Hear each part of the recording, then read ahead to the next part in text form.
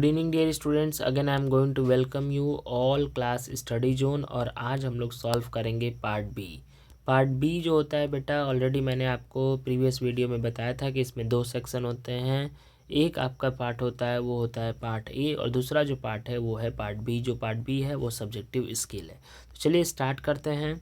इसमें क्या दिया है कि अगर हम देखते हैं इसमें क्वेश्चंस में, अगर हम लोग देखा जाए तो इसमें question answer any 10 questions out of the 12, मतलब टोटल आपको 12 क्वेश्चन दिए जाएंगे, जिसमें से सिर्फ आपको आंसर देना है 10 क्वेश्चन, और हर एक क्वेश्चन जो होगा बेटा वो 1 मार्क्स का होगा। तो चलिए बिना देर करते हुए हम लोग स्टार्ट करते हैं अपनी क्लास। पहला क्वेश्चन क्या दिया है, A is a drew a bill of exchange on B. तो यहाँ पे ए जो है वो ड्रू है और बिल ऑफ एक्सचेंज कर रहा है बी से। तो हियर ए जो ए होगा वो क्या होगा बेटा, ए जो होगा वो होगा ड्रॉवर। ए की अगर बात करते हैं तो A is called a drawer. तो here you have to write 12 का जो आंसर होगा वो होगा A is called a drawer. तो तीन होते हैं, आप लोग को पता होगा, ड्रॉवर, ड्रू और पे। ठीक है। तीसरा क्वेश्चन अगर देखा जाए 13 क्वेश्चन, तो इसमें क्या दिया है, होम लोन। अगर home loan is a dash loan, तो इसमें दो there are the two types of होते हैं लोन, सिक्योर्ड एंड अनसिक्योर्ड। अगर हम बात करते हैं होम लोन, तो home loan is a part of secured loan. ठीक है, होम लोन जो होता है वो सिक्योर्ड लोन का पार्ट होता है। चलिए 14 क्वेश्चन की बात किया जाए, a loan taken from a bank. अगर लोन हम बैंक से लेते हैं for the purchase of building, अगर बिल्डिंग परचेज करने के लिए हम लोग अगर लोन लेते हैं बैंक से, तो which type of loan it is called, it is called a long term loan, it is called a short term loan, it is called a bank overdraft, or it is called a cash credit. So here beta we can take a loan for purchase the building, तो it is called a long term loan। तो ये जो कहलाएगा वो long term loan कहलाएगा। 15 question बेटा जो दिया है वो ये दिया है, what do you mean by RTGS। RTGS का फुल फॉर्म क्या होता है, तो RTGS की अगर फुल फॉर्म की बात करें तो R मतलब होता है रियल, आर की बात करें तो आर मतलब होता है रियल, टी की बात किया जाए तो टी मतलब होता है बेटा टाइम, और जी की बात करें तो जी मतलब होता है ग्रॉस। अगर हम बात करें एस से तो एस मतलब होता है बेटा सेटलमेंट। तो रियल टाइम ग्रॉस सेटलमेंट जो होता है वो आरटीजीएस का फुल फॉर्म होता है। चलिए जो जैसे मैंने आपने देखा होगा, यहाँ पे मैंने पीडीएफ भी रेडी किया है और दिया है कि डिफाइंड बैंकिंग ओवरड्राफ्ट। अगर 16 क्वेश्चन देखा जाए तो 16 क्वेश्चन में ये पूछा है कि define bank demand draft. Bank demand draft क्या होता है, तो चलिए आइए देखते हैं।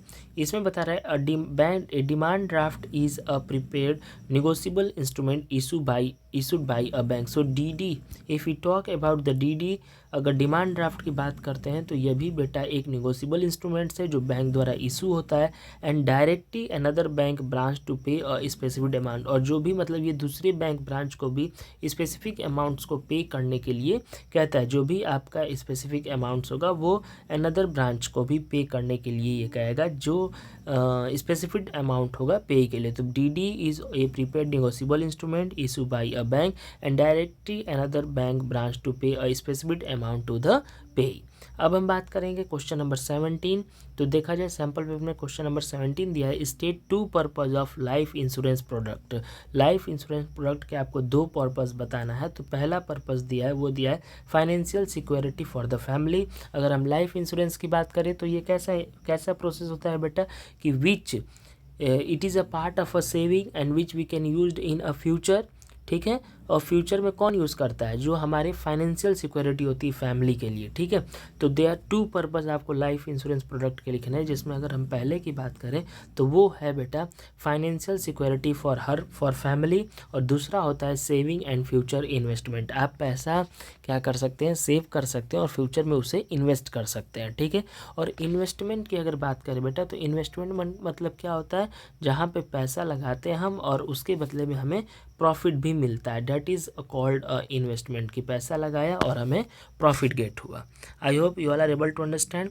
क्वेश्चन नंबर जो 18 है बेटा, बोल रहा है define nomination. Nomination everyone know, अगर हम कोई भी बैंक अकाउंट ओपन करते हैं तो नॉमिनी उसका एक उसमें फॉर्म जब फिलअप करते हैं तो नॉमिनी का भी एक ऑप्शन देता है। तो नॉमिनी क्या होता है बेटा, नॉमिनेशन की बात करें तो nomination means appointing a person to receive the insurance claim money in the case of policy holder death. अगर पॉलिसी होल्डर की डेथ हो जाती है, पॉलिसी होल्डर मतलब कि जिस पर्सन ने अकाउंट्स ओपन कराया, जिस पर्सन ने इंश्योरेंस कराया, अगर उस पर्सन की अगर डेथ हो जाती है तो जो भी उसका अमाउंट्स होगा बेटा वो पर्सन रिसीव करेगा। कौन? जो पर्सन नॉमिनी होगा वो सारा पैसा रिसीव कर लेगा। तो nomination means appointing a person to receive the insurance claim money in the case of policy holder death. Okay, question number 19 जो दिया है वो ये दिया है, which kind of policy provide regular income during old age. Old age किस तरीके की पॉलिसी होती है बेटा? तो मतलब अगर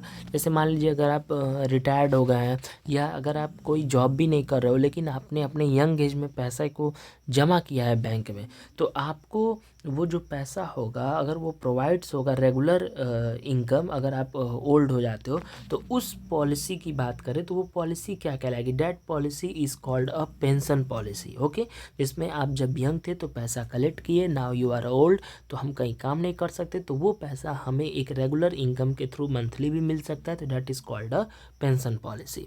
दूसरा 20 क्वेश्चन की बात करें तो what is meant by human life value. यह भी 1 मार्क्स की क्वेश्चन है। तो human life value is the economic value. अगर यहाँ पे क्या दिया है कि ह्यूमन लाइफ वैल्यू जो होता है वो इकोनॉमिक वैल्यू होता है which is the person future income use to determine the amount of life insurance needed. Okay, this is called a human life value. ये भी आप प्रिपेयर कर लेंगे। 21 क्वेश्चन क्या बोल रहा है बेटा कि the person who receive an insurance application, जो पर्सन है इंश्योरेंस एप्लीकेशन रिसीव्ड है and decided whether the application is acceptable and not. Now he is decided कि दैट एप्लीकेशन इज एक्सेप्टेबल होगा कि नहीं होगा। If yes then what is premium, if is known as, तो जो अगर येस है तो वो प्रीमियम कहलाएगा। That premium is called a underwriter. What is that called बेटा?